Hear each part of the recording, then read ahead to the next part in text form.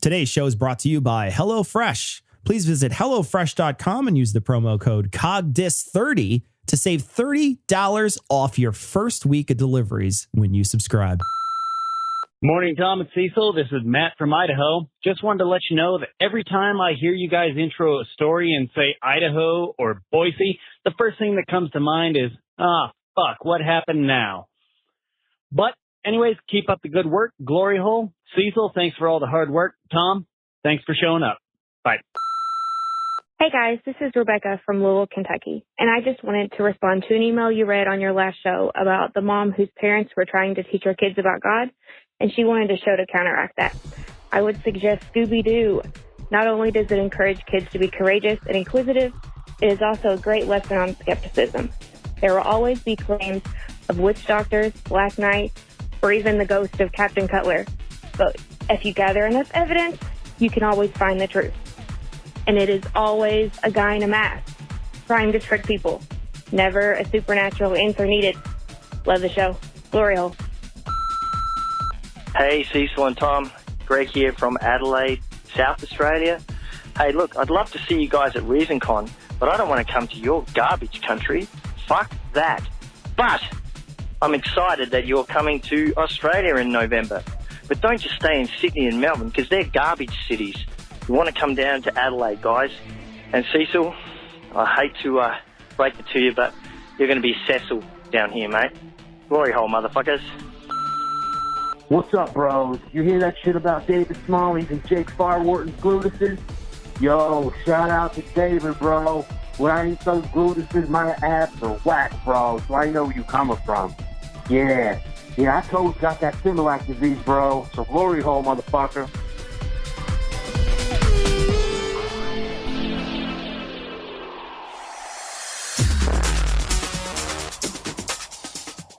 Be advised that this show is not for children, the faint of heart, or the easily offended. The explicit tag is there for a reason.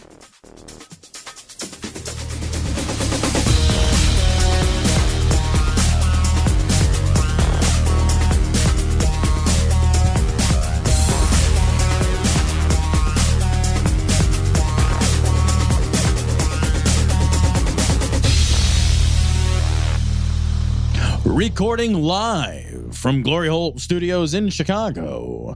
This is Cognitive Dissonance.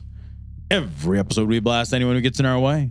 We bring critical thinking, skepticism, and irreverence to any topic that makes the news, makes it big, or makes us mad.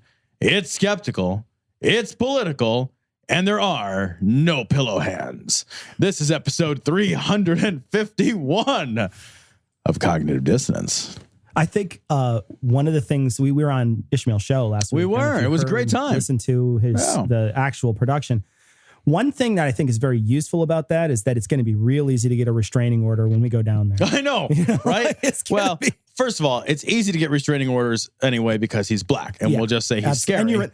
I'll just be like, look, he's scary. Yeah. He's an angry black man. He's got a whole show about how he's an angry black man. And you're in the South. So. Right? Oh, I think, isn't there like a de facto restraining order already for all white people right. versus black people in the South? Like, if I just say so, you can't come within 100 yards of me. Yeah.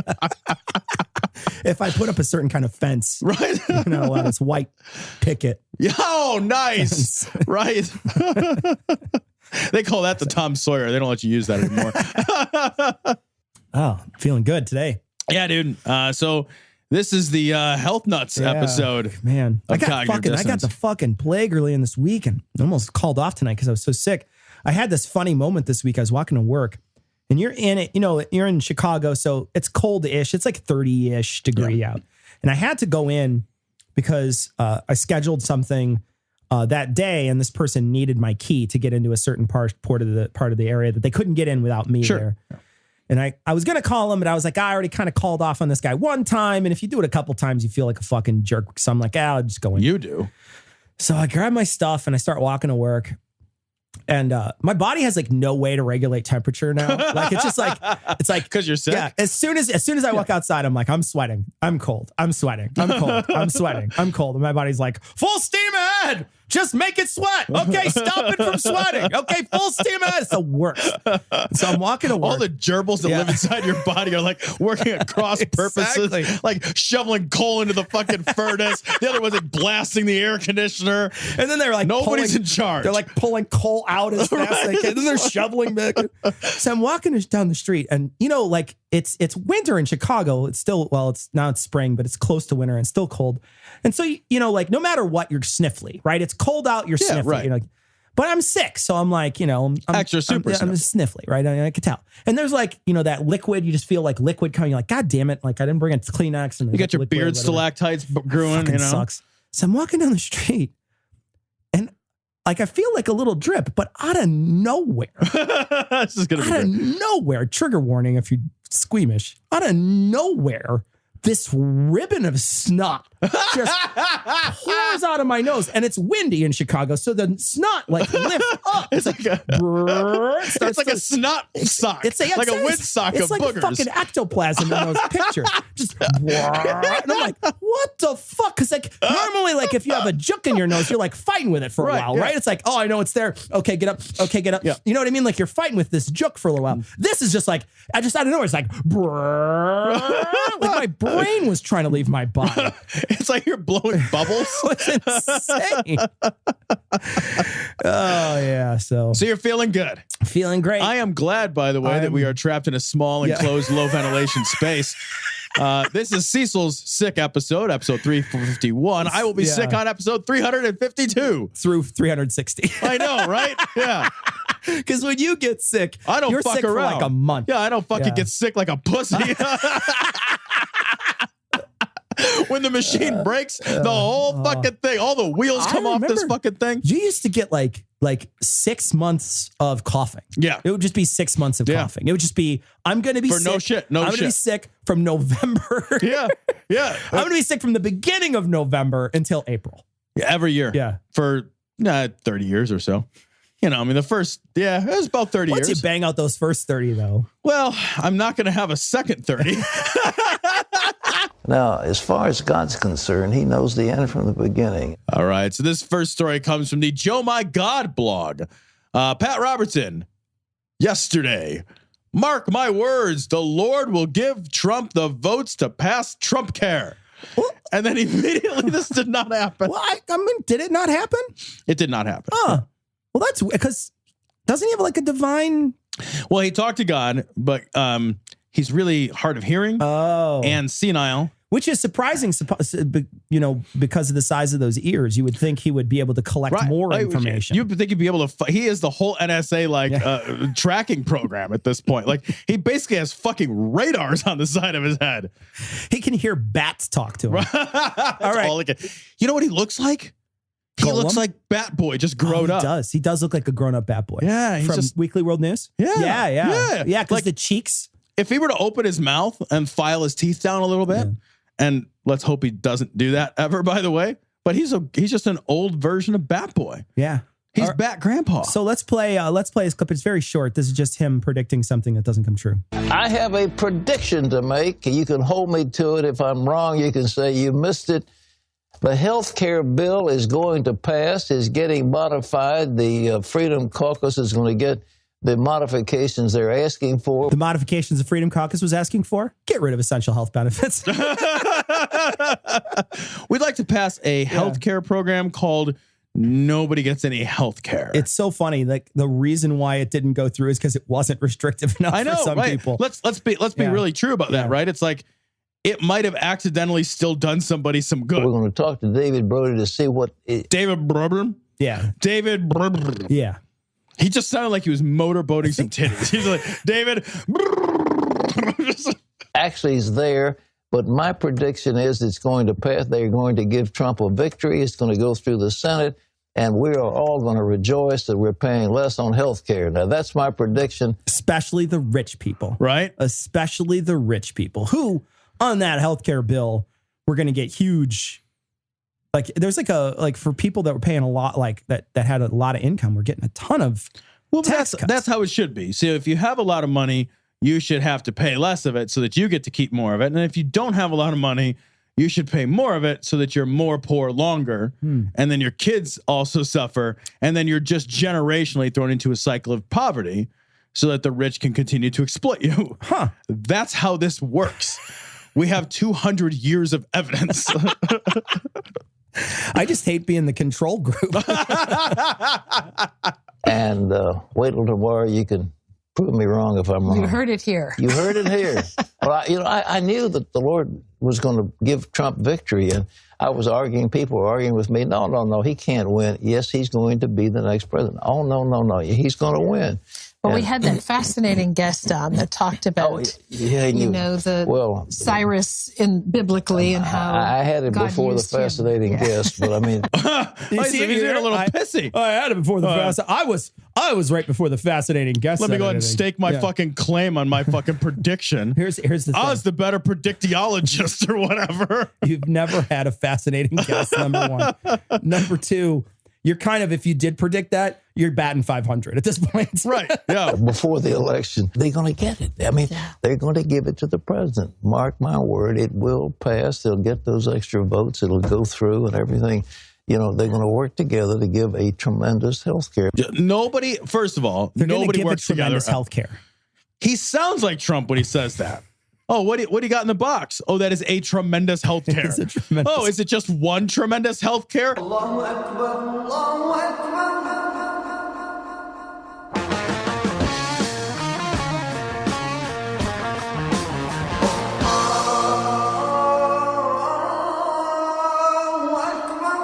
All right, so this story, fuck this story. This comes from IE Nation. Sorry, I drink and can't read. Tamil Nadu youth killed for being an atheist. Father says he too will become one. Everything about this story is fucked up, right? Because this young man gets hacked to death for being a vocal atheist, which is just awful, by a group of people who says basically that they're out doing the will of God and that they are like self-appointed like vengeance seekers of Allah or some fucking nonsense. And then almost as bizarre, the dad's like, yeah, well, if that's what happened, if that's really what happened, then I'm also going to join his group, is what he says. Like, I'm going to join his group. And it's like, he's not part of a group. Just doesn't believe this shit. It's not part of a group. Everybody's getting everything wrong. Everybody in this transaction misunderstands the assignment, start to finish. What is interesting is I was reading through the story and it said that like the woman, the wife of this guy, they knew the people who did it. They knew. Yeah, right. They knew who these people were. She's in shock because these people, they knew who they were. Right. And they lured this kid out. Yeah. And the reason why they did it is because he took a picture of one of his kids holding a sign that just said in their language, no God, no God, no God. That's the reason to murder somebody. That's a reason to murder somebody. To end somebody's life. So police claim that the accused are part of a self-radicalized group. And I thought, like, how do you radicalize yourself? I mean, I've done some shit to myself. A lot of lube. You need a lot of lube. Right? Yeah. I don't know how many tissues you got to use to clean that shit up. Actually, if you self-radicalize, you clean it up with your mouth. I'd have to remove all my ribs. They're part of a self-radicalized group and had taken a vow to eliminate those who challenge their religion and faith.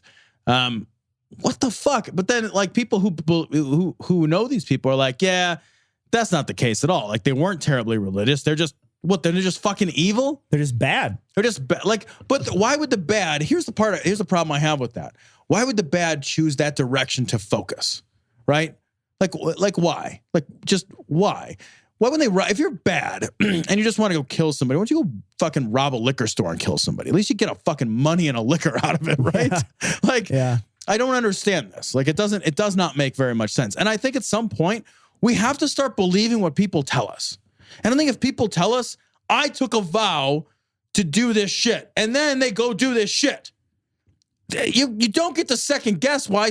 If somebody says, here is the thing I'm doing and the reason I'm fucking doing it, at some point you have to say, like, fucking then I just believe you now. Yeah. Like, what am I? Do I live inside your fucking brain like deeply enough that I can be like, well, actually, when I looked inside your medulla oblongata, that's not what you meant at all. That's not what you meant at all. You're like, really? Yeah. Really?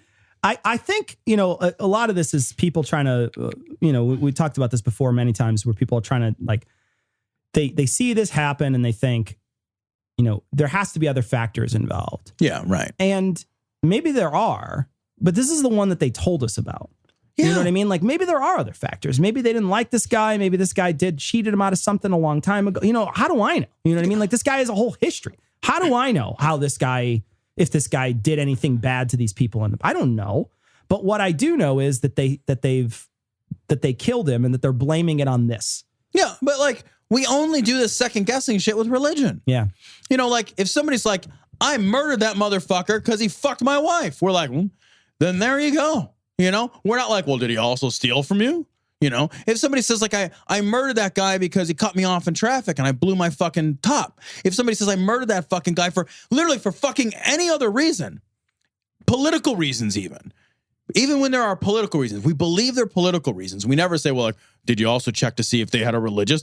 We only make this excuse when it's a religion because we seem to have this like discomfort around this. We have this discomfort around taking people on their fucking word when it comes to a religious motivation. I don't have that discomfort. I feel like at some point we just need to believe what people tell us when they tell us this is why I committed this act. Right. I did a bad thing. Well, why'd you do it? This was the reason. It's not like we hear it once. I think it would be reasonable to second guess them if it was some weird anomalous thing. Like if nobody was ever killing anybody and then saying it was for religious principles and then one guy did and you're like, really? Yeah. Huh. Yeah. That's fucking super weird. But when it happens and happens and happens and happens and happens, and then an entire group of people springs up in the Mideast. And in this method, right? Like this is a method in which these people kill people, right? There's like a whole technique to this. Exactly. Like there's a whole way in which they are killing these people in this particular way. They mise en place their weapons ahead of time. Like they put them in prep dishes and shit. Yeah. Like Allahu Akbar, Allahu Akbar.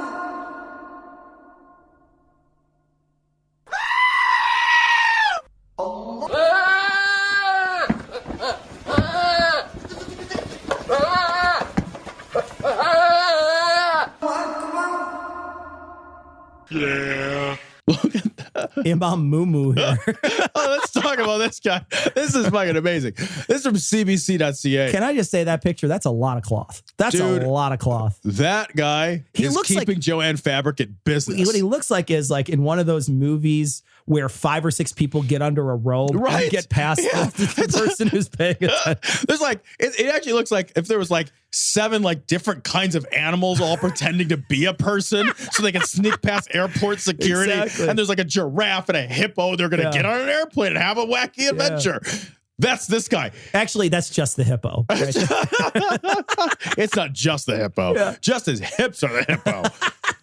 All I'm saying is this guy is fucking fat. He is so fat. Big dude. And that moo-moo's not helping. It's not. That moo-moo doesn't help. That doesn't hide it. That just fucking exacerbates the problem here. It shows off his boobs. Tell you, man. His boobs are fucking in when charge. When you are wearing a sheet and you still can't hide your fucking chesticles, you're rocking some big old titties at this point. Oh. Like, he's got some floppers. He's got some motorboat. Yeah. Although you can't motorboat hairy titties, right? Oh, because they're like it's like motorboating a Brillo pad. It just doesn't work. Like, it's all chafing and fucking like a beard rash or some shit on your face. You just scrub the fuck out of a pot with a tit, though. You know what I mean? Like this is a guy who has to lift to clean, right? Oh, like it's just he's got like Fremunda cheese under there. And just pulls out like a goo. It's like Vegemite, right? It's just got a bunch of Vegemite underneath his boobs. This is a guy who can't wash himself with just a bar of soap. He needs to hire a circus guy with a brush.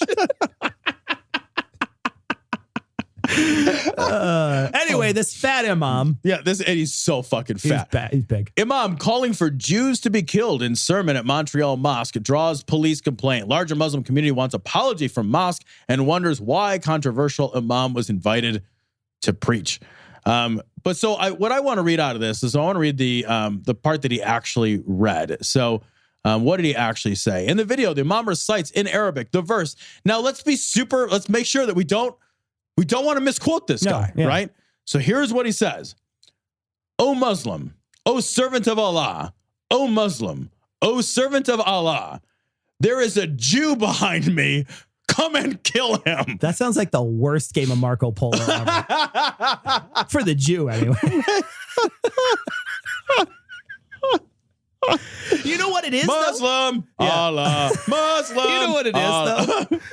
Like, it's funny because it says the hadith in question deals with the end times and tells how stones and trees will ask Muslims to come and kill Jews hiding behind them.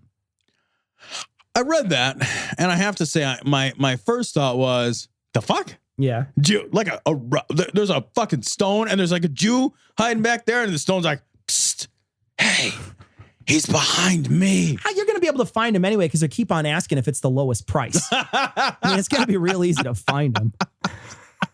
Is this as low as you can go on this? Hey, yeah. Like, you would think you would just pay the stone off. You know what I mean? Like, come on, buddy. What's it take? 3-4 pebbles. He's a Jew. He's not going to pay anybody off.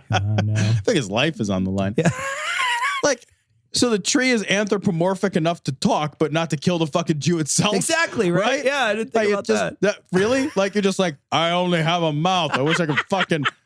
Thanks for fucking anthropomorphizing just my fucking mouth and I guess a set of lungs and a fucking larynx. And like, it's just like, what? Please stop chopping me down. I was majestic. Oh, God. What a dumb fucking story. It is. God. It's fucking. You know, I know that they called the police and there's a police complaint because of it. And, you know, he is inciting violence in some way, but it's also like, it feels so ridiculous. It's almost beyond. But here's the thing, man. It should be so ridiculous, right? But this guy, I mean, like, Tubby McGee is being asked to speak. Like, he's a guy, like, he's a fucking guest hate speaker. Yeah. And like, there's some point, it's like, because I thought the same. I was like, who is going to be persuaded by that? Yeah. That is not already persuaded, right? But I think part of the problem is like, how do you get to the point of being already persuaded? And the part of the way that you get to the point of being already persuaded to kill Jews or whatever is that you've heard this guy or some version of this fucker 100 times. You've heard this guy so many times at some point that you're like, man, everyone wants me to kill a fucking Jew. It's normalizing anti-Semitism. Yeah. In the name of Jesus, we speak that.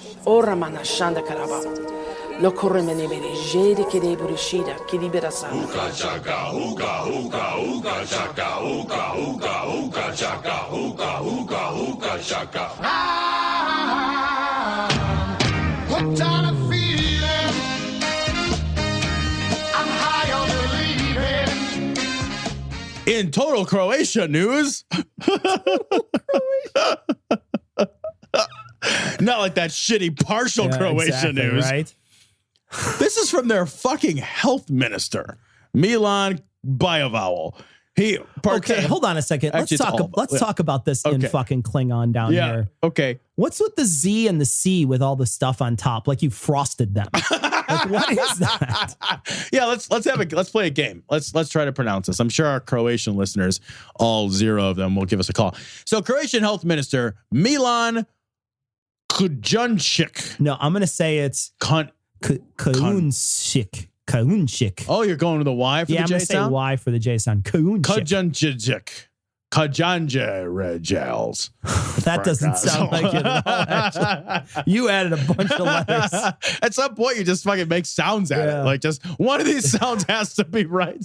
And you're just trying to make every series of noises.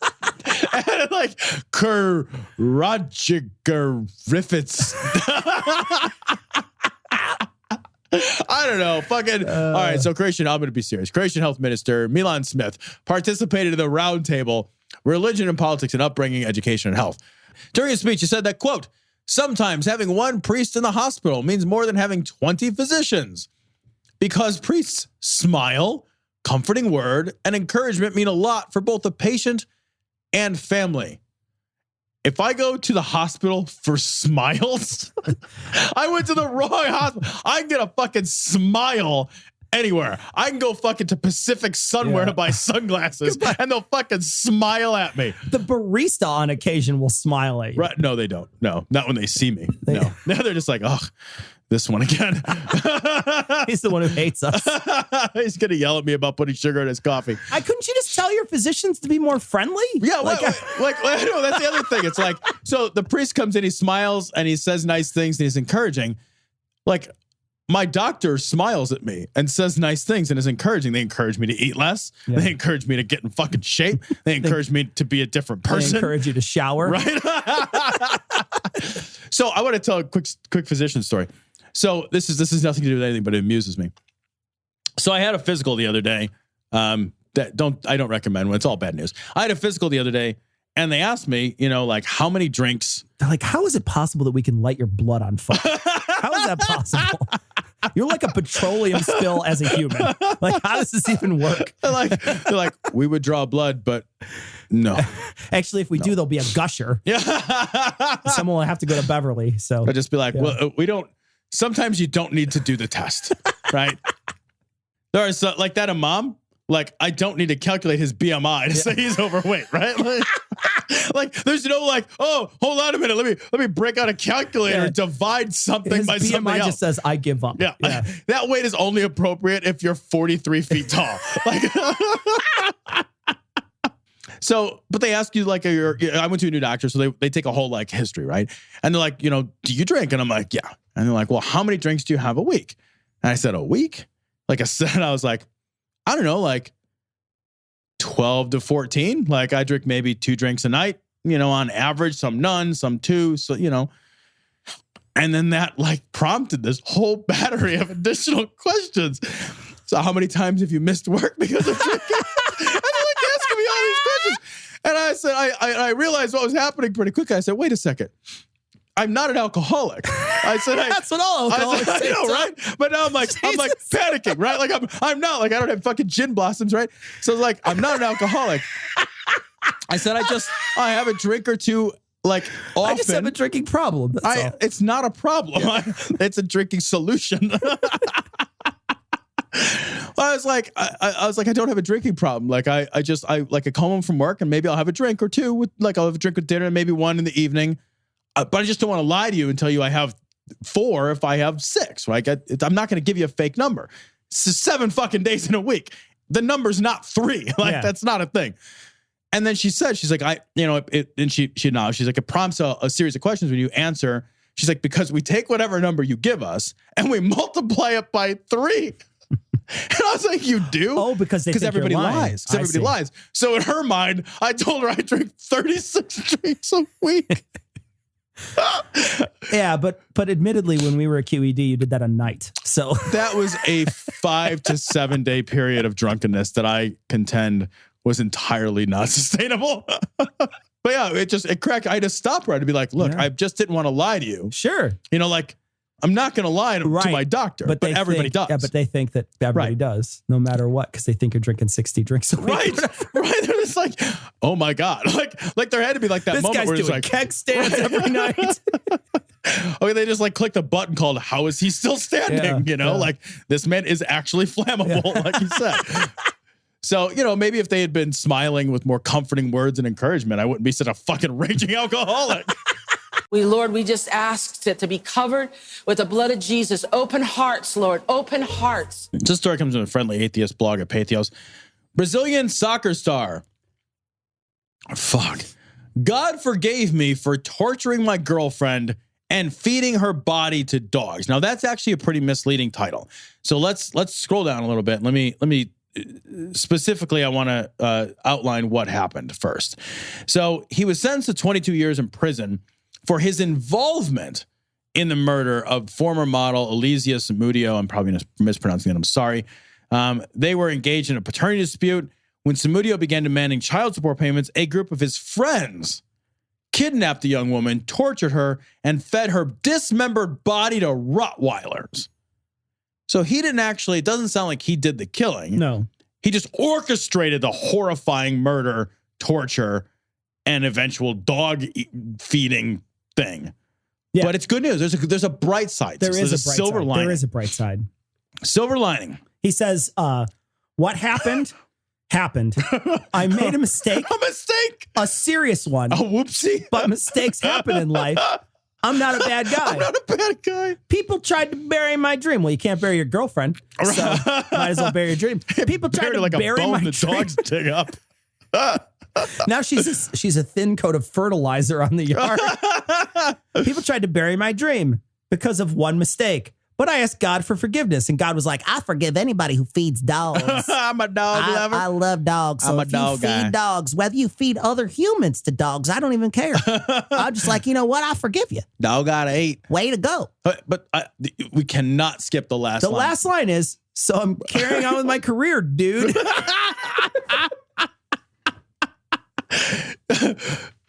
Right on, bro.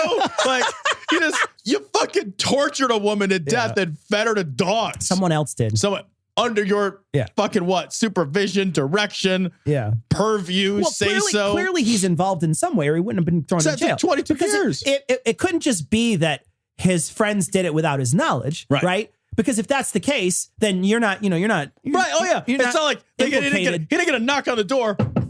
Hey, dude, good news. Yeah, what's up? Hey, man, remember that problem you had with your ex-girlfriend? Yeah, it's been really hot. It's really tough. It's been weighing on my mind a lot. Yeah, we fed her to the dog. Oh, yeah. Oh, we tortured the fuck out of her first. What? Yeah. I'm sure that's not how that went down. Nobody does that for you. Here's how, when you do something nice for your friend that they're not expecting, it never involves torturing their girlfriend to death. Yeah, I can't think of anything. I mean, what the fuck? I got you this amazing gift. Just a little, you know what? I was in the store and I bought you some torture. No, it's not Savardi crystal or whatever it is.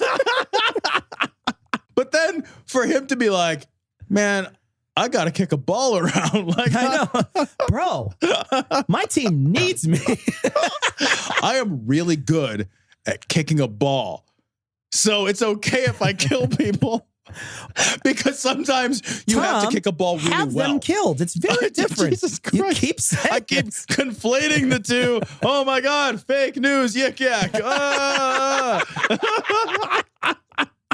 But God forgave him, so he can kick a ball around. He did. I'm not a bad guy, he says. That's the part that I'm not a bad guy. I'm going to go on a limb here and say, if you have someone feed your dead, chopped up ex-girlfriend to dogs, that kind of puts you on the bad guy path.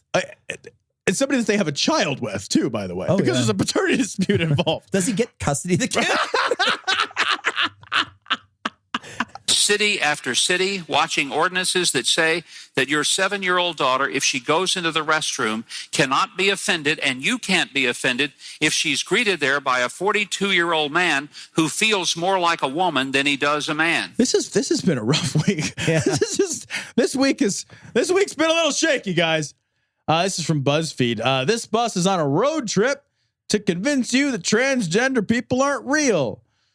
Okay. And so this is just a big orange ass bus with on the side. It says free speech bus. It's biology. Boys are boys and always will be. Girls are girls and always will be. You can't change sex.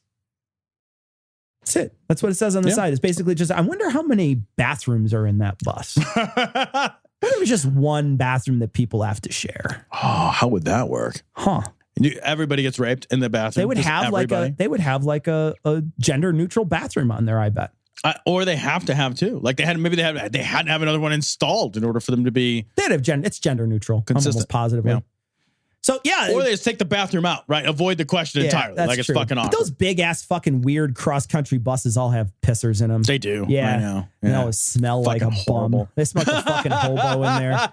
Because when you're driving down the road and you have to go to the bathroom and they start hitting bumps, you're fucking it's all over the place. Pissing all over the place. Right? Women are doing handstands on the thing, just pissing on the ceiling. Ridiculous. So I love their plan. Their plan is basically to drive the bus to a place, park the bus, and then just yammer at people. Mm-hmm.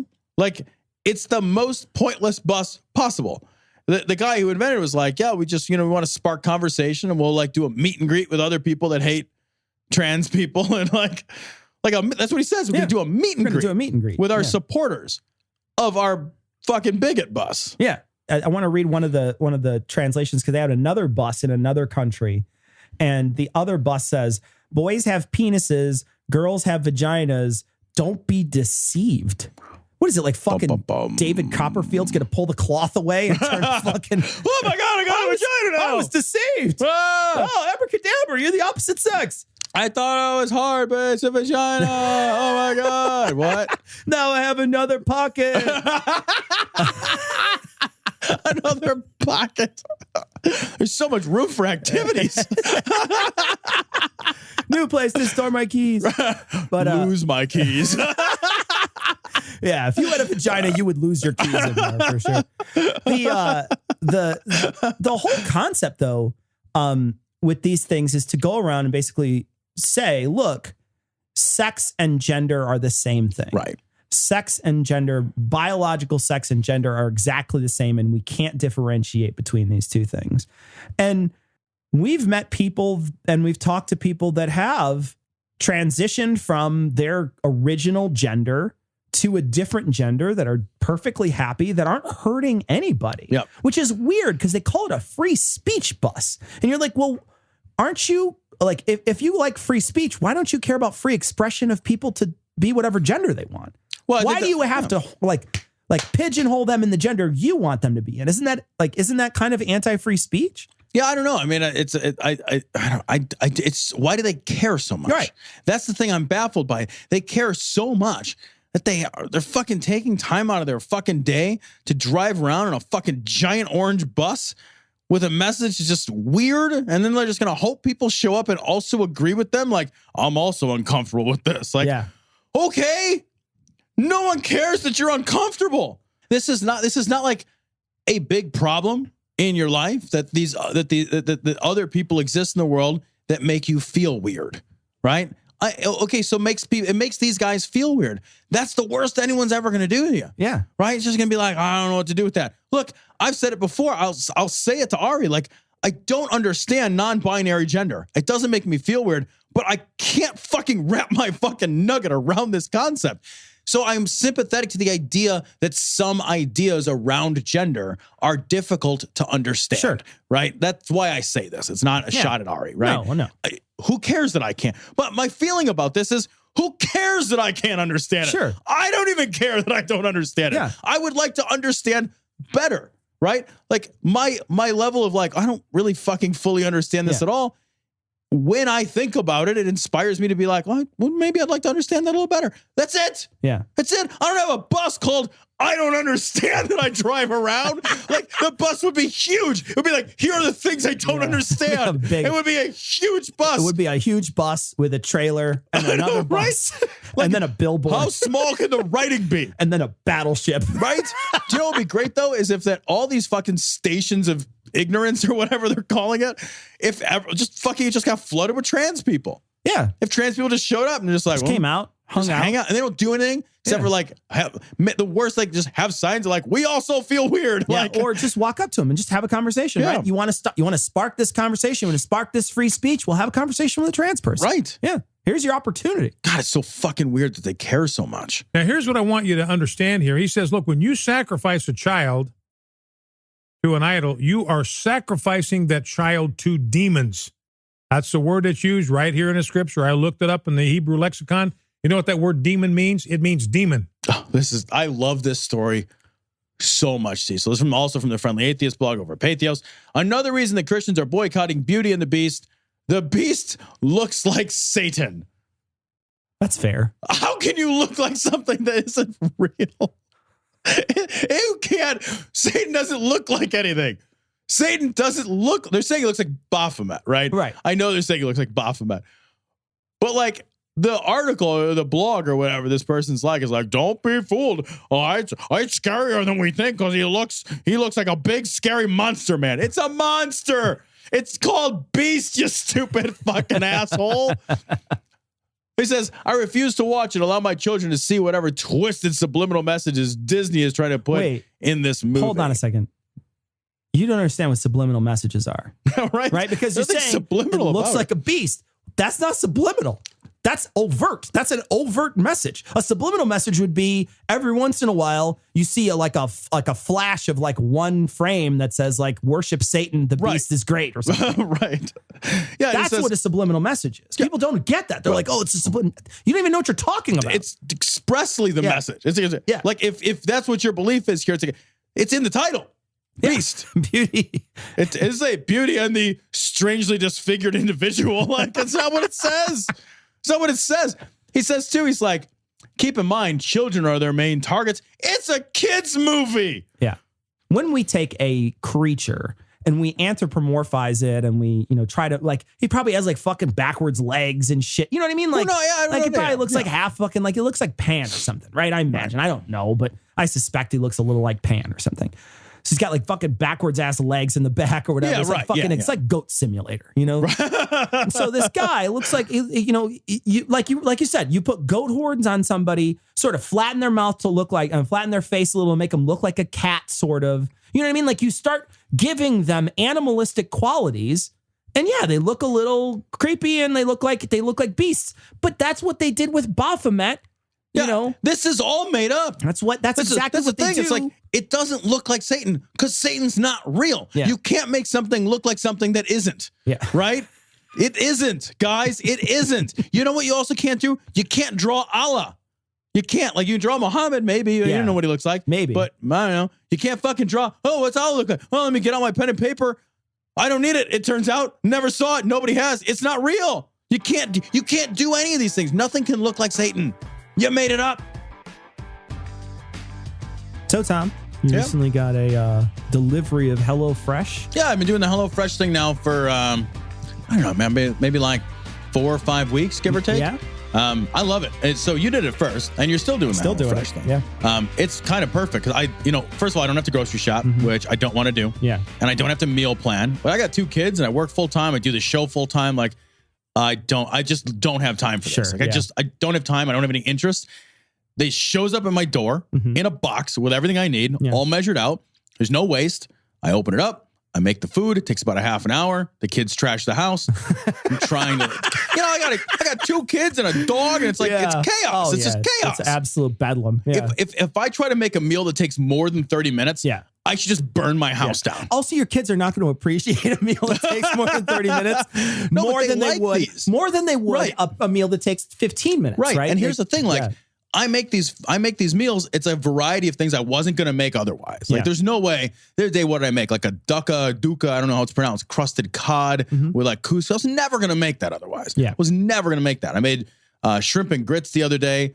I love grits. Yeah. I don't make them for the kids. I made them. Finn now likes grits. It's awesome. Like a whole thing. That's like awesome. A thing now for him. You know what I made the other day, which I really enjoyed, was they had this. It's almost like a huevos rancheros, but it was more Indian style. So it used garbanzo beans instead, and it was like a red sauce. Oh, it was outstanding. And it was just you drop the eggs right in there, you cook it in the oven, you cook it off. It came with flatbread. It was perfect. And it's perfectly measured out, like you said, and it delivered free to your door. So check these out. You can save $30 right now. All you have to do is go to HelloFresh.com, enter the promo code COGDIS30 and save $30 off your first week of deliveries when you subscribe.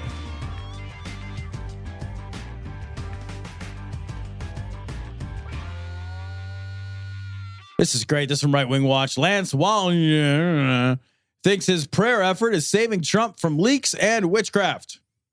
So let's hear this. You're never going to be able to save him from leaks. He has frequent urination syndrome. From the research that I've been doing. Research. Look at that. Tom, look at his fucking garbage thing he drew on there. Yeah. That's his research. If you watch this video, it's like he drew a house and he drew a couple of names and then he drew an arrow from one name to the other and 3 circles. This is like the non-savant version of that like quirky detective who's got like the big tack board exactly. with like there's like dozens of strings like to make the connections, except for like you're not the savant. You're not actually good at it. You're just like, oh no, I drew an arrow. You got like no other thoughts. I don't know, keys or sunglasses. I have fucking no intermediary steps. It's interesting that this is also a month that because we just came out of Esther's fast, the Feast of Purim. Cecil's just shaking your head. You're just shaking your head. It's okay, dude. Look, we just got out of the sign of estrogen. Now we all got a perm or whatever he said. And so we're all back to ovulating. It's like you're on your fucking O wave or whatever. It's time to fucking get busy. You'll do stuff. You'll do stuff this week. This is the party week. This is high five week right here. I'll tell you what, I'll schedule my vacation time around this. It's also the month when God is ordering matters within government and also within the political realm. Oh, other than the government and the political realm. Both, Tom? That sounds amazing. Oh, I hope we're not ever redundant again. This is a time of year when kings are actually playing a big part in the history of what goes on in Israel, as Pharaoh was playing a part in this month in the history of Israel. Is he talking about because something important happened in this month, like fucking 2 millennia ago? We should care what's happening this month, and it relates to this month. Which month? If you have a 2,000-year timeline to work with, right, and you cut the year into 12s, yeah. Which month did nothing important happen in? It's curious to me that during this period of time with Esther's fast and Purim, which was also taking place during this time period, that we have the incidents going on now where President Trump has had his legitimacy as a president constantly questioned and harassed by the principalities and powers. I seriously don't know how you look at the news today as a Trump supporter and not say, I'd like to have this investigated. As a Trump supporter, how do you watch this unfold and think, no, they're just after him? Well, but that's the problem, right? Is that if you're a Trump supporter, you don't watch the same news you and I would watch. And you don't think that the mainstream media that you believe, first of all, you believe in the idea of a mainstream media, right? You believe that that's an important concept. And then you believe that mainstream media has some collective and overt directionary agenda, right? And so you dismiss all that. And then you go find the news that more closely agrees with the narrative that you already have decided upon, right? You're a conclusions first guy. Yeah, exactly, right? That are operating through media and what we call deep state, that are those establishment elites that have been in the Washington Beltway who are, it's like one guy said last night, he said, Donald Trump is a big battleship, but he just met the ocean because the history of Washington and that large labyrinth of power. Wait, a labyrinth of power? Wait a minute. Wait, just a fucking minute. I know how words word. How do you have a labyrinth, i.e. a maze-like structure of power? Something can be labyrinthine, but you cannot have a labyrinth of power. Oh, let's all hop into our maze of power. And you're looking at it with what's coming, the FBI suddenly coming out and saying that Donald Trump is under investigation. We all know it's totally fake news. No, the fact that he's under investigation is actual news. It's actual news. That is a thing. He is under an investigation. The fact that you don't like something doesn't render it fake news. Even if it turns out that the investigation yields a result that clears him. Yeah. No results at all or clears him. Yeah. We are not in a fake news situation. Fake news would be that something was made up. Yeah. The fact of an investigation is a thing that is occurring. The investigation would be the thing that would find out whether or not it was fake. Right. But it wouldn't be fake news. Yeah. Fake news, the allegation would be false. Yeah. But the news around the investigation would not be fake news. It would only be fake news if there, in fact, wasn't an investigation. Sure. They were lying about an investigation. Right. Well, we can't even get this. This is real easy shit. It's real easy shit. Man. But it doesn't matter. That's the power of politics, pulling on the agencies to get people to say stuff in order to create a narrative that delegitimizes the president. And then today, and interesting, today, after the fast and after we've been praying and after we've been talking about Haman being hung. Hey, he was. Well, hey, I think it's really bad for the hymen to be hung, actually. On his own gallows.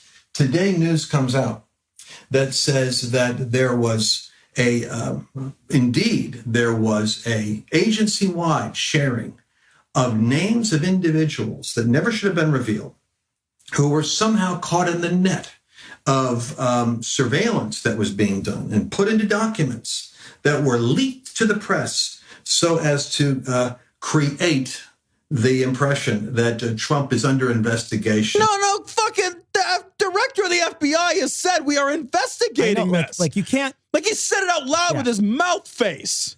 And that he's being, under surveillance, he's being wiretapped. So when Donald Trump goes and says what he's reading in the news, he's accused of being insane. And it's an interesting kind of witchcraft going on there, don't you think? I mean, it's just so obvious to me. There's no witchcraft. And also, the fucking president should not be just repeating shit that he hears on the news.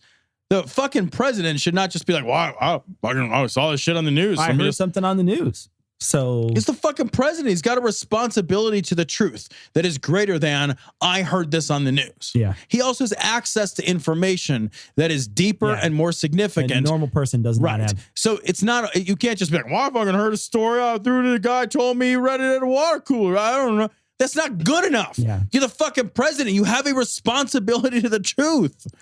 The thing, though, is I think that he doesn't feel like he does. And I think a lot of people on the other side don't feel like he does. There's a lot of people who recognize that he is lying and that they know he lies. And they're asking that, do you think the president said falsehoods? Do you think he's said? Yeah. And they say, yes. Does it bother you? No, it doesn't bother them. And the reason why it doesn't bother them is they think that he's upturning the apple cart of politics in the United States. So they're happy to see these people like just scrambling because they are not used to having things pulled out from underneath them. So when he lies, there's a segment of the population that is giddy with excitement that he's tweaking people. I hear what you're saying, man. I do. But this is one of those moments where you say something and I'm genuinely like, I think you're right. Yeah. And I don't know how to make a funny joke about it. Yeah, no, that's not funny. I don't think it's not funny. It's not funny. I don't think it's funny. It's scary because he's a very powerful person. He was very powerful before. He had a big presence. He has a huge media presence. Social media is huge for him. So he has a huge presence before. Even if he wasn't president, he's a very powerful person. With him being the president as well, he's an ultra powerful person. And his the way he conducts himself is a reflection of how this nation is conducting itself. You know, him handing fucking Angela Merkel a fucking bill. That he denies. He denies he did it. But everybody at all the German papers are saying, yeah, he did. That's what he did. Yeah. Here's the thing that I'm speculating and I don't care. If all the papers reported it in a positive way, he would take credit for it. Yeah. You know this is true. Yep. But because the press about this fucking incredibly stupid goddamn gaffe of handing fucking Angela Merkel a fucking invoice for her fucking NATO responsibilities. The fucking unbelievable hubris of that was pointed out, and the press was incredibly negative around that. All of a sudden, he'll just decide it didn't happen. That's astonishing. That's astonishing to just rewrite history in the moment. Yeah, and that's I've never seen this happen. And that's the truth. What he's saying is he will go out on a limb, say something crazy, and then admit and then just say he never said it. Like even after he said he was going to repeal and replace Obamacare, one of the things he said afterwards was like, I never said I was going to repeal and replace Obamacare. Well, like they could play clips of him saying a thing and then play a clip then he's like, I never of him said saying it. I did never say that. Yeah, I never said it. This is, I mean, like, that's go to president. YouTube. You can find dozens of these things. President. How are Trump supporters okay? I know that we have some Trump supporters. How are you okay with that part? Yeah. And don't tell me it doesn't happen. We can find that shit right now. There's two answers I won't take. One, that it doesn't happen because I can show you a million. And the second one is Hillary would be worse. I don't want to hear that. I don't want to hear that either. I don't want to hear. She's not the president. Right. So don't tell me that, whether or not she would be worse. What I want to know is how you're okay with Trump doing this now. Right. Don't talk about Hillary in this. Talk about how you're okay with Trump doing it. Obamacare is really, I think, the worst thing that has happened in this nation since slavery. This is Right Wing Watch. Allyn Root. Trump should ignore those who will lose health care under his plan because none of them are voting for Trump anyway.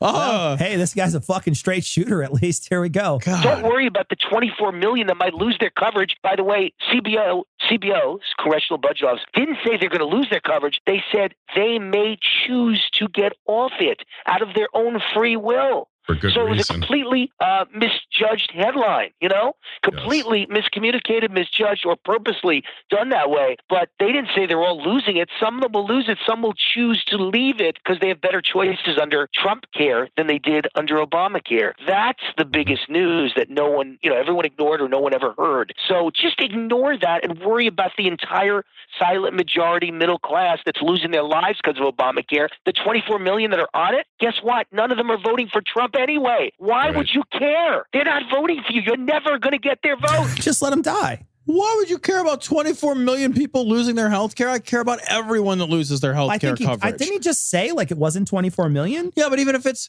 10 million. Yeah. Like let's take his premise for face value, even though I don't believe he's right. And I think he's ignoring the factors behind it. But let's say it was 10 million. Let's see 2 million people are just losing their health care. Yeah. Well, what the fuck? I care about that. You know why? Because I fucking care about people. Yeah. Because I'm people. I just want to make sure that those people aren't going to, go through a shitty time in life. I mean, medical billing, getting fucking sick or injured and having to pay the exorbitant amount of money that we have to pay in this country for medical care. It's so crushing to some people. People don't understand how crushing that can be because, a lot of people that listen probably have like a job with insurance and they're just like, oh, okay, whatever.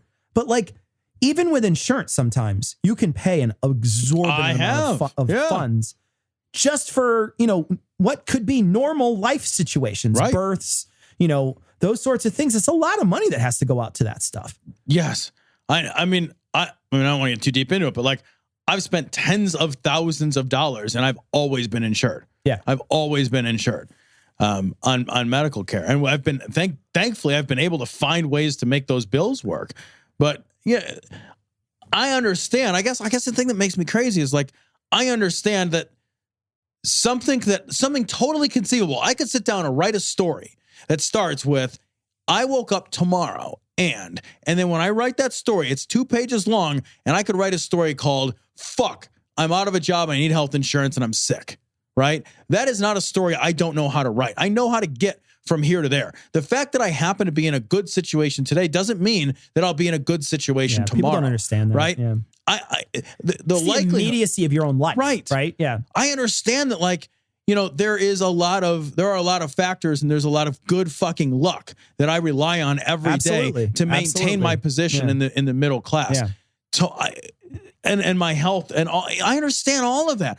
I could, even if I didn't care about other people, even if I was just the most selfish motherfucker on the planet, I still care about I still care about me. Yeah. Because I could be fucking displaced tomorrow. Yeah. You could be out of a job. I could be out of a job. In the same week, my fucking home could burn down. It happens to people, right? Yeah. Like I could lose all my belongings. I could get in a car accident on my way home from the fucking studio right now. Yeah. It's like these things happen to people. They could happen to me. Yeah. I don't understand why we think like, because I don't need it today, I'll always be the one who doesn't need it. But I think that had a lot to do with just that plan in general. There's a lot of people that were saying that they didn't want health insurance. They were young. They didn't need health insurance. They didn't want to pay for health insurance. And while I understand that mindset, I get it. And I think the problem is that we've commodified our own health in this country. So we've said our health is a commodity that I'm willing to insure. Instead of saying everybody deserves this basic right, which is they should be able to be healthy. And there's a difference in the way we treat it than almost every other civilized place in the world. Every other civilized place in the world is like, look, this is a human right. To have health is a human right. When you're sick, you go to the doctor. When you're injured, you go to the emergency room. You don't pay those costs. Those fees never roll down to you. You pay for it. Everybody pays for it, but it comes out of your taxes. Everybody pays for it. It's like the roads. Yeah. It's crazy that we even commodify our health at all. Yeah. Just not even just our health care. The idea that I could put a dollar value to my health is asinine. Yeah.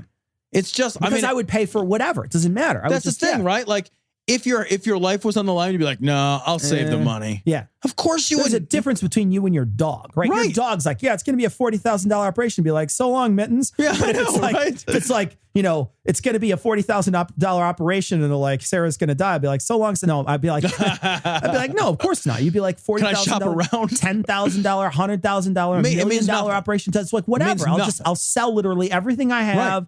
I'll do whatever I can to make sure that this happens. And we put a dollar value on it. And it's weird. It's a weird way to look at it. And we keep on trying to revise a system where we put a dollar value on it. We're revising the wrong system.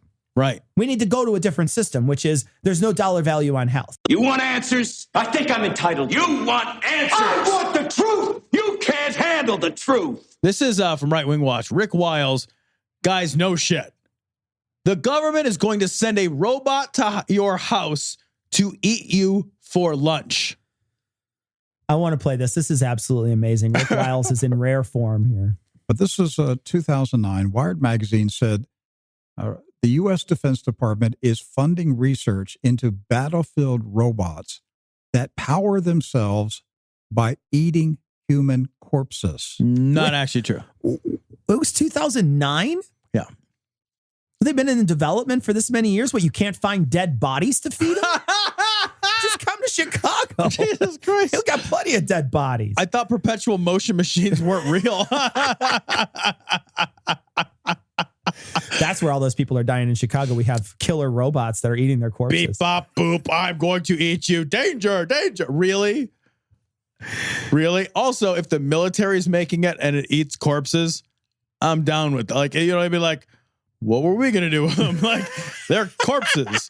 Like, it's a battlefield and we're fighting with robots. It's the future. Yeah. I make video calls now. You know, like, I expect at some point, I expect robots to fight and eat the corpses. It's I'm going to be disappointed if they don't. It's actually interesting that he focuses on this throughout the whole piece. It's like what you should be focusing on is that they're killer robots, not what they do with the body afterwards. Right? Like the killer part is the important part.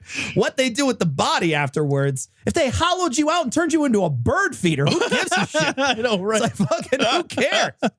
But also, I do want to point out that it's inaccurate because I think the article says biomass. It's biomass. Yeah. But they ask in the article, they're like, could they eat humans? Like, yeah, I guess. But they normally, yeah. But we're just not going to make them do that. Like we're just... Like you think the designer will be like, why? Yeah, but we're not going to do that. There's plenty of biomass around. But we could, right? Yeah. We could make them eat people. Could they just eat a foot? Depends on how far they want to go. It's like how many feet per mile. They get to Thomas's corpse and it just falls over. He's got nothing to eat. Damn, I am out of energons. Now listen to what the Pentagon is calling them. Energetically autonomous tactical robots. The acronym is EATR. EATR.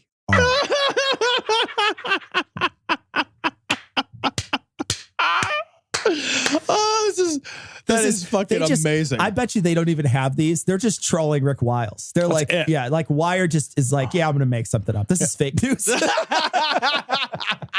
Our military, Steve, is developing an army of human flesh-eating robots. Okay. Our military routinely develops weapons that are so horrific. Yeah, that are way worse. That the idea that you've got a robot that shoots and eats you. Yeah. We have fucking like white phosphorus bombs. Yeah. Like right, nuclear weapons. Like to melt the flesh off of shit. Fucking cruise missiles and fucking nukes on. We've got shit that like destroys not just you, but the environment that all human habitation might have lived in. Knock the fucking earth off its axis with the amount of bombs we have. We are routinely developing like more and more and more unbelievably awful shit. We have weaponized smallpox, guys.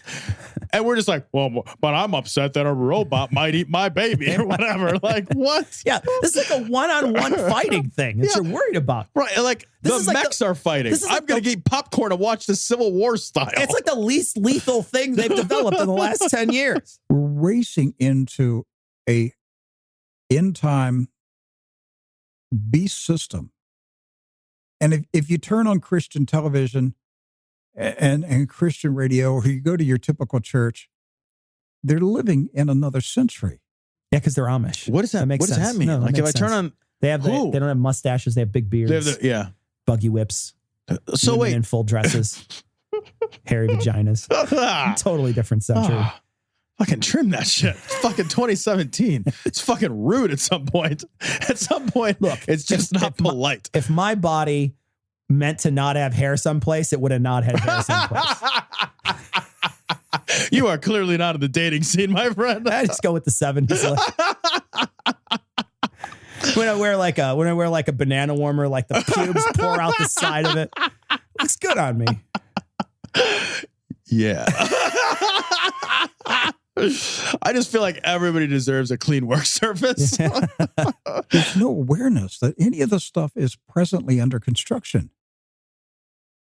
And so all these things that we're talking about, it may sound overwhelming to people, but our own military is building an army of human flesh-eating robots, which will be connected to a global brain. What you do? This guy thinks Skynet's real. I know, right? If you do not conform to the requirements of this new society.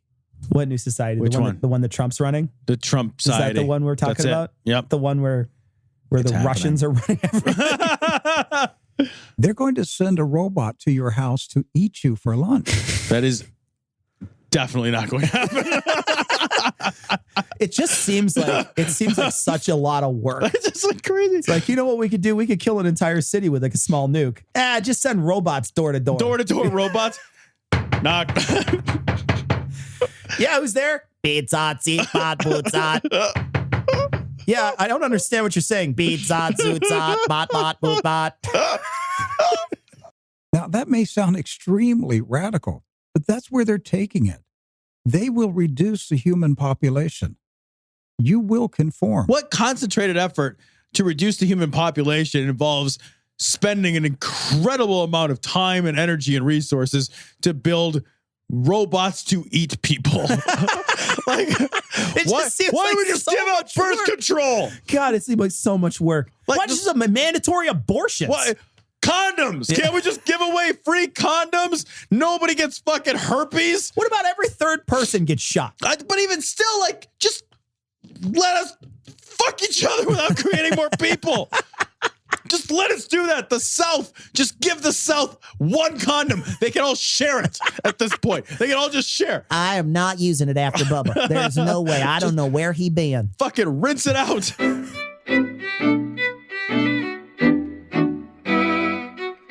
So we want to thank all of our patrons. We want to thank specifically our newest patrons, Michael.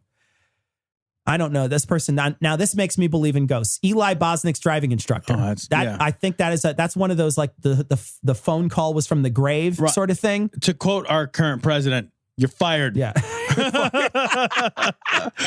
Dawn, Robbie, Instagram at Beers Snack Almanac, Graham, Dan OG, Mary, Ovind, Johan, Hamster Toy Box, Thomas, and Reichbart. Thank you so much for your generous donations. We really do appreciate it. You're the reason Glory Hole Studios continues to exist, and we could not do it without your support. Thank you so much. Got a message here from Teresa, and Teresa says that Philly looks like they lost the best cheesesteak competition to Pittsburgh. That was a disgusting looking sandwich. Oh my God. It just looks like somebody poured Velveeta over the thing. Ugh. That's what they use. Oh, it's disgusting. They use Cheese Whiz. I haven't been to Philly. I've been to Pittsburgh once. It's a nice little town. Yeah? I drove through. Yeah, actually, to be honest, I was only there for like fucking 4 hours, so I don't know anything about it. But the areas that I visited were really nice. I actually like that city. I would visit Pittsburgh again. I've never been to Philly. Philly is a garbage city, you said? Oh, it's just fucking horrible. Is it? Yeah, the parts we were in, we could not wait to get out of all the parts that we were in. Every part of Philadelphia that we like the fucking birthplace of the nation or something? Don't they have a Liberty Bell there or something? Yeah, I mean, it fucking stinks like an old vagina. It fucking makes sense. We got an image of the Red Hulk that Allyn Root sent in, and this is awesome. It looks great. So we're going to post a picture of the Red Hulk, and it's Alex Jones, and it fucking looks amazing. Bunch of people sent in a message to us about Alex Jones and his Pizzagate apology. He recently apology came is back. A strong word. He pulled back all that stuff that he said, though. I mean, he really did. Yeah, he reads a statement that is the hedgiest statement. Like it's the most like Lots of other people did it too. I wasn't at fault. I was just commenting. Yeah, but he clearly has pulled all that shit off his website. Yeah. Right. Yeah. So he's pulled back on the Pizzagate thing in a huge way. And I think a lot of people are, because I think that guy's going to be suing people for libel. Oh, if I was that guy, I'd be fucking destroying everybody. Absolutely. We got a video. I'm not going to play the music for you, but this video is so funny. This is, somebody made a remix of Alex Jones saying something about being in bed with a goblin. This is from Emmeline, and it's hilarious. So take a look at it. It's on this week's show notes, 351. It's Alex Jones. I think it's called In Bed with a Goblin. A bunch of people sent us this message about GOP and D&D. This is one of those things that D&D people would love. And I just want to read one of these. This is a Twitter hashtag. DM, the dragon rests on a hoard of gold. GOP, we gather the town's wealth and add it in. The dragon will surely create jobs now. It's all great stuff. If you're a gaming nerd, you're going to love this stuff. It's all really funny. So check it out. I'll put a link on this week's show notes to the Distractify article that we got. But the GOP and D&D hashtag that's been going on Twitter has been absolutely hilarious. We got an image from Arona.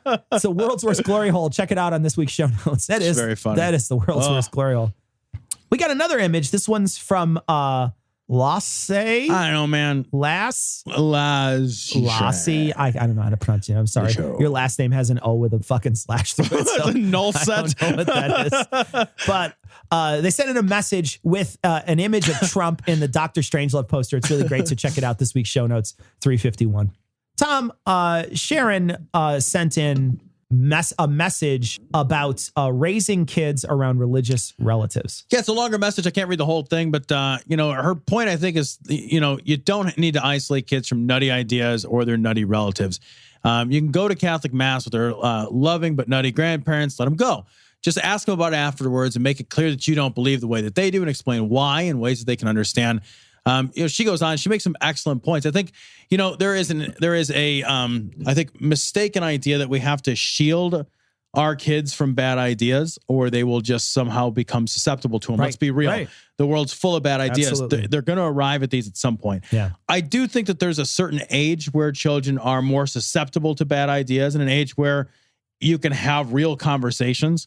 And I think that once you get to the age with your kids where you can start to have real conversations about how we know whether things are true, the differences between real and imaginary things. Once your kids reach that age, I think letting them, go to church, or like exposing those ideas and then having conversations after, I think all of that makes a lot of sense.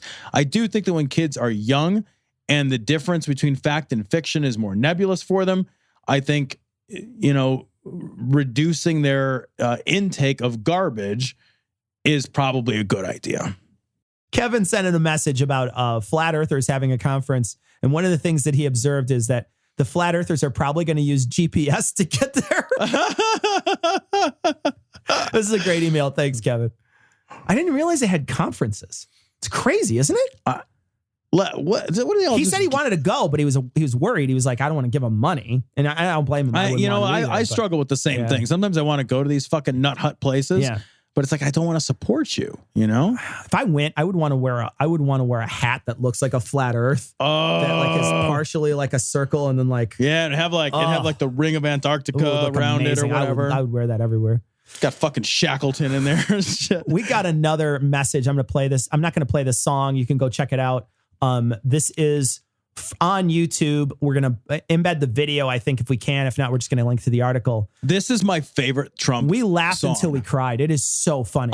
Look, if you're a person who never, listen to me right now, if you never go to our show notes, please go to the show notes and listen to this song. Yeah. I fucking guffawed through it. It's called Emo Trump, and it's basically somebody who's singing an emo song. Oh, I loved it. And it's just using Trump's lyrics too, like lyrics that he said as lyrics. It's very funny. It's so perfect. Check it out. Got a message from Lisa, and Lisa says, my son's gay, and I've been feeding him my famous lumberjack cake for years. But he only seems to be getting gayer. Can you maybe suggest a different kind of cake? Yeah, a pussy cake. Give him a pussy cake. Let him and you got to actually tie his hands behind his back, so he has to dive in. Yeah. I hear that it's like a pie eating contest. Sex and pie always go hand in hand. It's not a hair pie in 2017, I guess. It's a hairless pie. It's at very least a trimmed hair pie. It's fucking polite. I'm just saying that he's a lumberjack and he's okay. We're going to play. We got a message from Adam. He sent in this week's reading. We're going to read Ray Comfort next week. So stay tuned for that next week.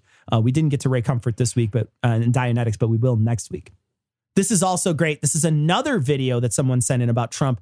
And it's someone just basically redubbing his speeches with his actual words. And it's so funny. Make him sassy. Make him so sassy. It's hilarious. Oh my God. Vin sent this in. Thanks, Vin. We're going to post it on this week's show notes. This is episode 351. This is great. this limericks. Evidently, there's a Twitter for limericks. And this one just came out. Tom, if you want to read it. Mike Pence, an adult who is grown, cannot sit with women alone. However, he can stand by an old man whose fondness for groping is known. I love it. That's fucking great. That is so good. So funny. That Thanks, is so Christian. good. Thank you. So this upcoming weekend, Tom and I are recording a patron-only show. We're going to try to record a Rick Wiles show. Which should be fun. What if he doesn't do or say anything crazy that we might can have find? to go into the past, as in last week. So that should be fun. We're going to record that this week. So patrons should expect another show coming out this week for them, exclusive to patrons. We are also, at this point, planning an Easter stream. We are. Yeah. So we're going to have a little... Oh, we're going to have a do. There's a doing to transpire. Like a little hanging out. So if you're at your relatives and just having the awful time remembering that Jesus died for your sins. Eating some fucking overcooked, dried up ham. And a fucking shitty lamb cake. Oh, it's the worst. It's the worst. Easter dinner. Let's bitch about Easter dinner for a minute. Worst. It is. Can I just bitch about fucking Easter dinner? Because I fucking love a feast, right? Yeah. First of all, every time I eat, it's a feast. Yeah. But fucking Easter is the fucking most disappointing feast day of all feast days. I've never had an Easter dinner where I've walked away. Thanksgiving, rock solid. Yeah. Christmas dinner, fucking give me eighths. Easter dinner, I go home. I used to eat on the way to dinner. My mother-in-law made us such a shit fucking Easter dinner. I'd stop at McDonald's and get food. She was such a bad cook. She was the worst cook in the entire country. Like entire country. She's the exact thing that they make fun of in all of those fucking like tropes about mother-in-laws. Like she has every trope of every negative mother-in-law trope. Everyone. Your ex-mother-in-law has. Everyone. And she was the worst cook. It was the worst. It was cook. almost impossibly bad. Yeah. There were foods that she would buy from a store and then she would fuck with them until they became inedible. It was an astonishing. She would like reheat something in a way that was like, okay, you've now taken all the protein in that and turned it into a liquid. I don't know how you did that. I don't know how you did it, but you did it.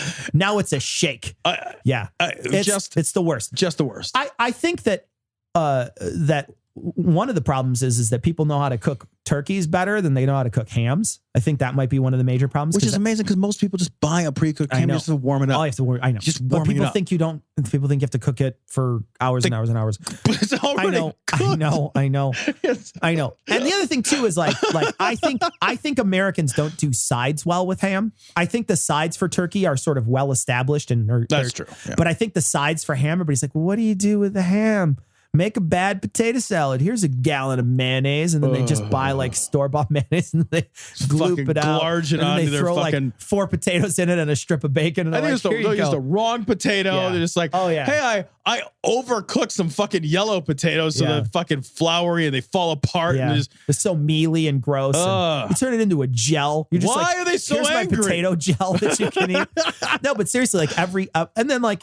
And just like all the different foods that I think that people associate with ham are not as they're just not. It's all disappointment. It's all disappointment food. It's like you walk. It's like a buffet of despair. So while you're despairing at your in-laws and not doing anything, you can always click on our live stream and hang out with us. We'll be going live 3 p.m. on Sunday, the 16th. You can check us out. Come hang out, chat with us. We're going to be live. We'll probably be live for about an hour and a half. I don't know what we're doing yet. But we're going to have a fun time with it. So check us out on the live stream on the 16th at 3 p.m. Central Time. All right, well, that's going to wrap it up for this week. We're going to leave you like we always do with the Skeptic's Creed. Credulity is not a virtue. It's fortune cookie cutter, mommy issue, hypno Babylon bullshit. couched in scientician, double bubble, toil and trouble, pseudo quasi alternative, acupunctuating, pressurized, stereogram, pyramidal, free energy healing, water downward spiral, brain deadpan sales pitch, late night info docutainment.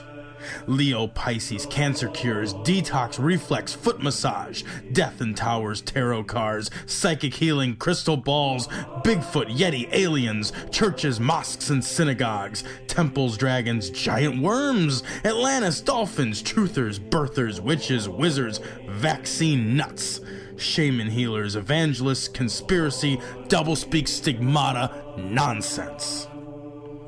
Expose your sides. Thrust your hands, bloody, evidential, conclusive. Doubt even this.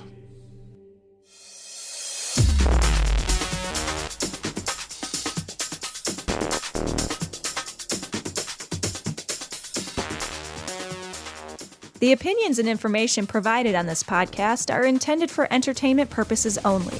All opinions are solely that of Glory Hole Studios, LLC. Cognitive Dissonance makes no representations as to accuracy, completeness, currentness, suitability, or validity of any information, and will not be liable for any errors, damages, or butthurt arising from consumption. All information is provided on an as-is basis. No refunds. Produced in association with the local Dairy Council and viewers like you.